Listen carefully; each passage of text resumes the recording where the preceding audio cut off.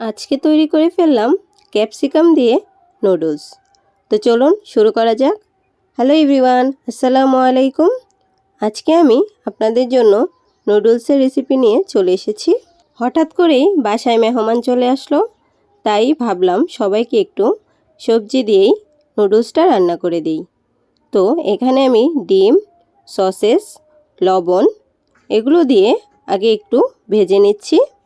আমার ননাস বাসায় এসেছিল, তো উনি আমাদের জন্য সসেস আর ক্যাপসিকামগুলো এনে বলল একটু নুডলস রান্না করে দে, তো দেখি কেমন হয়। তো আজকে আমার আরেকটি কথা শুনে খুব ভালো লাগলো। আমার ননাসের ছেলে বলছিল, মামি আমি কিন্তু তোমার সব ভিডিও দেখি।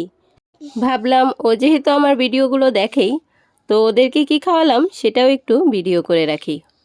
মাঝে মাঝে কিন্তু নিজের কাছের মানুষগুলোর জন্য এরকম স্পেশাল আইটেম করতে ভালোই লাগে। আপনারা এর আগেও অনেকবার দেখেছেন আমি নুডলস রান্না করেছি, কিন্তু এত ধরনের সবজি আমি কখনোই দিই না। আপনারা যারা আমার আগের ভিডিওগুলো দেখেছেন তারা নিশ্চয়ই জানেন আমি সবজি খেতে পছন্দ করি না, কিন্তু আজ যেহেতু ননাস বলেছে তাই রান্নাটা করেই ফেললাম।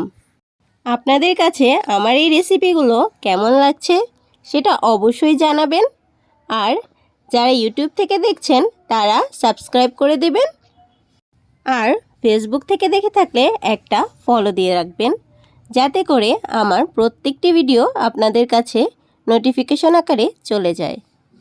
কার কার এভাবে সসেস, ক্যাপসিকাম সব কিছু দিয়ে নুডলস খেতে ভালো লাগে তারা কমেন্টস করে জানাবেন। আর আজকের ভিডিওটা আপনাদের কেমন লেগেছে অবশ্যই জানাতে ভুলবেন না কিন্তু।